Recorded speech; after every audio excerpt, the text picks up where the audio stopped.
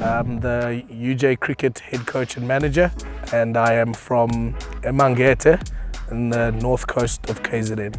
Where I grew up, we moved around a lot. I'm raised by a single mom and my grandmother. So my mom had me really young, so my grandmother raised me.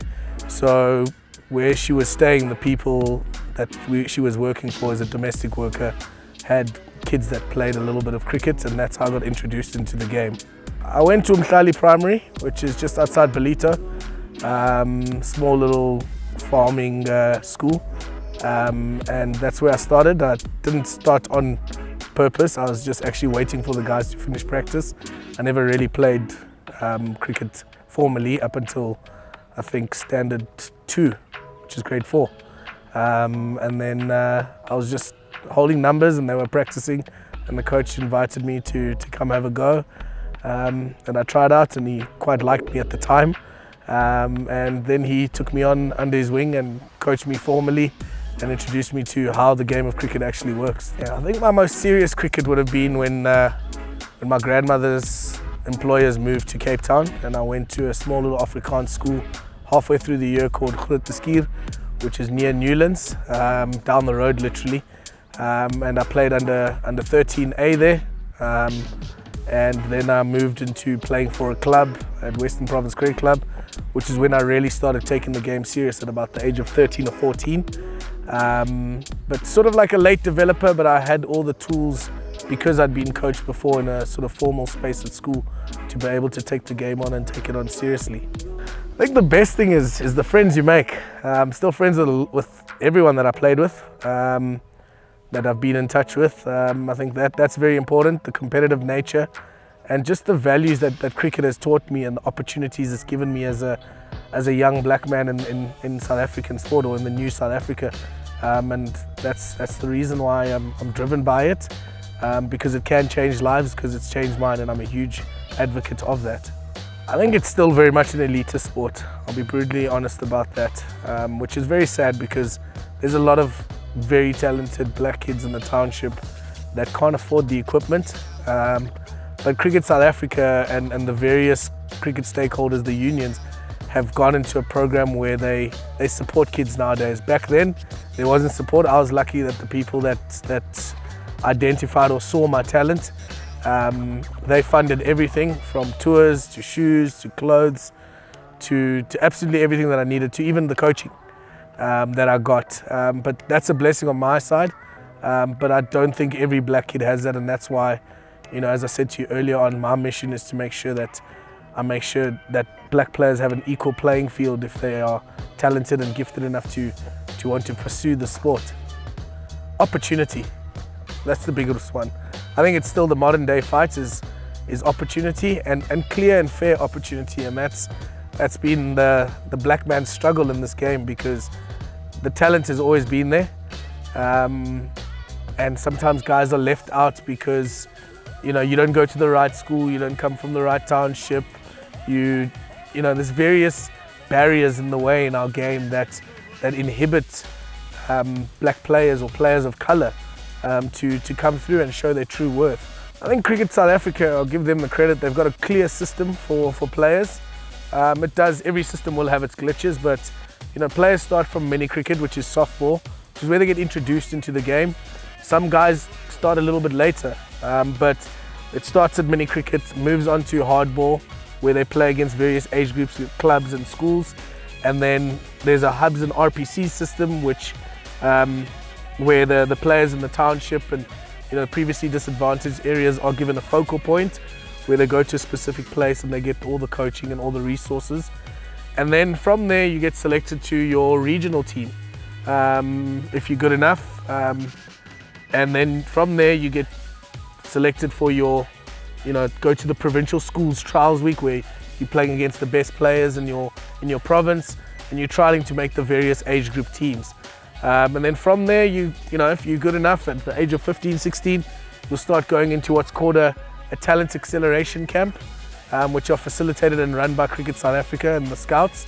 And from there, you start your journey into, you know, making your way through. You still fall back to playing your age group cricket, but you then an identified player, special talent that Cricket South Africa then look after and manage and monitor. But it sits with your union, your club, and Cricket South Africa. It's not just a one-way train to look after and cultivate that talent. And then from there, you can, if you do well enough, you go to a national under-19 camp.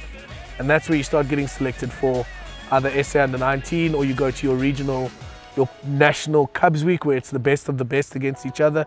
So there's various weeks that Cricket South Africa host and hold so that they can find the talent, so that, you know, we can start finding the best and the right type of players.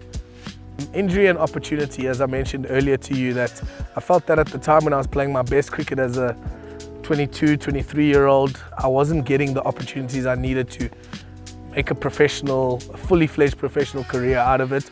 I was sort of in and out of like squads, training squads.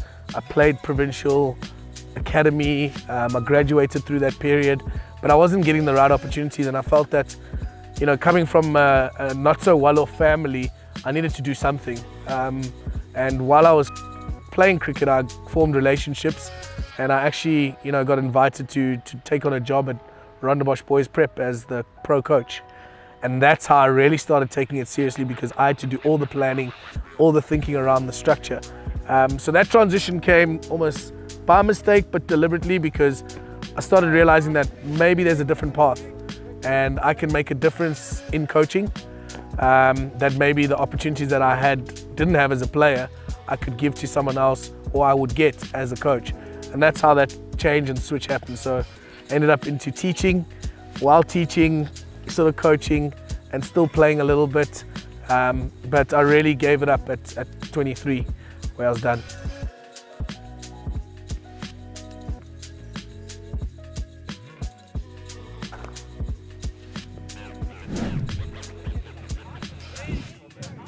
The UJ cricket team has performed really well recently. They are the Enza Premier League winners as it stands, first, second and third team in their respective leagues they've won. And it's been a really great experience and an amazing journey to come to walk through it with these guys. They've actually put in a lot of work, and they've been very committed, disciplined, and very structured with the training sessions that we've had. So I think that it's a lovely payoff to have at the end of the season, but also very great momentum to carry us into the next season that we're preparing for at the moment.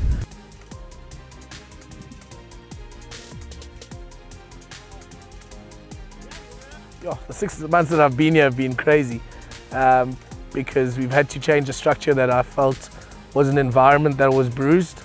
There wasn't enough direction, and we needed to give the guys a vision. And I say we because it's not just me that does it. I've got a great support team, I've got a great chairman, and I've got a great line manager that backs my vision. So we've had to change the kind of people that we have.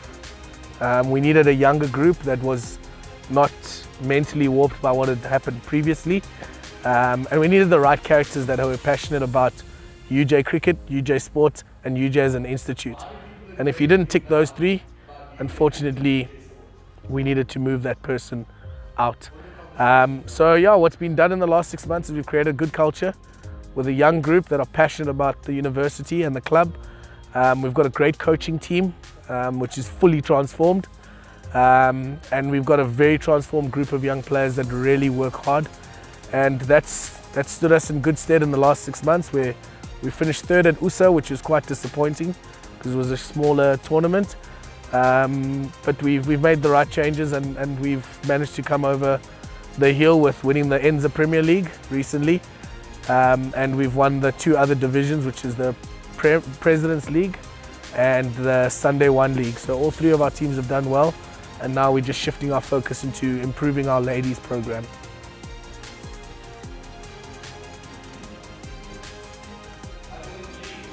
With Siya coming along, his expertise has helped us develop a new way, a new culture. We have a strong brotherhood within our group. We have a unity and we're a good collective now. It's not so individual based, I feel. Our training is really sound at the moment. We're taking care of everything. Our preparation is world class. So I think Siya, with his expertise and his international experience and having been there at the highest level, he's bringing that down onto us, and it's showing. Transformation. For some people it's a sore point, for me it's a reality. It's something that needs to happen, because if we do mathematics, 80% of the population, if plus minus, is Black African in this country, and about 10 million are involved in sport, and we need to give that opportunity. And if you do find talent and you look for it, you need to cultivate it. With the sport being as expensive as it is, we need to support these players. So I've got 2 boys outside of this space that I mentor, that if they phone and ask, I need boots, I need food, I need this. So us that have played the game and been through those struggles need to still be able to give back.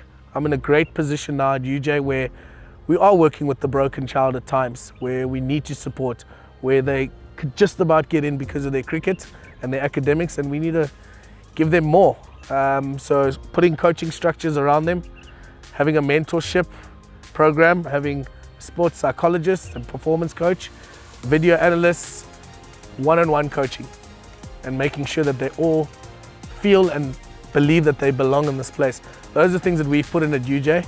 The focus has not just been on black players, black African players, but it's been on, we've got Muslim boys, we've got Indian boys, we've got white kids, we've got coloured boys, we've got the whole mix at UJ, and that's the beauty of this environment and this university, is that we are completely diverse, and that's been our strength. So transformation is a definite and must happen. When Coach Siya came to us in September last year, we were very excited because we had just acquired the services of a top up-and-coming black coach in the province.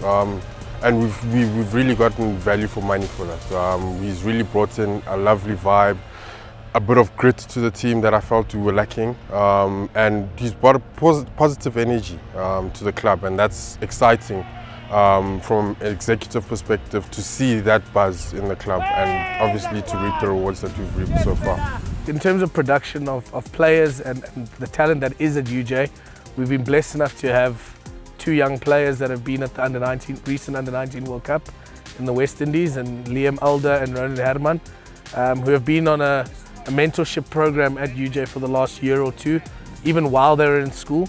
So we try to identify our players while they're in high school and really walk the walk with them and help them in every sort of way that we can. So those 2 have come back from the World Cup. They played first team throughout the season when they were available, and they are now moving their talents towards the Lions Academy and Colts and professional team structure. And then, just in and around that squad, there's also, 3 guys that are, Levert Manje is a professional player for the Lions. He's on a rookie contract, and Emmanuel Matswiri, he's on a Colts contract, and Daniel van der Merwe, who's in that group of players, all went to the National Academy. They are seen as the emerging, SA emerging players, the next young players to potentially play for our country, or as high as they can go. So the work and the players at UJ and the caliber of player is strong enough, and the results speak for themselves. And we do have a lot of work to do in terms of supporting them, but we do go out to try and get the best possible talent that will fit into our environment. It's a kind of multi-layered system, our recruitment process. So having worked for Central Gauteng Lions as a coach, I know a lot of the talent that's in the pipeline. So I have a relationship with the Under-19 coach and the Colts coach at Lions and the professional coach. So all 3 of those guys have a process that they want to retain their talent. So UJ is one of the top universities in the province, or is the top university actually, in cricket in this province. We work with Lions in order to identify talent. Through that, we go through the school system also, where we play against the schools in our pre-season matches, where we can scout and see players on that side of the layer. We also have strong relationships with our township clubs, where Maybe some boys are playing a kasi, but they're abaltoli tuba. And that's where we kind of bring them in, and we'll bring a player in and we'll send a player that's graduating to the township club to play there. So we've got a sort of a barter system with them, where we bring players into the space, especially our black African players. So we are multi-layered, but it's not a necessarily set in structure, set in stone structure, but it actually makes sense that we have a relationship with the union, who are the custodians of cricket, and the various age group coaches, and then we work with the schools and we work with the township clubs, hubs and RPCs. So our structure is 3 ways. The University of Johannesburg, the future reimagined.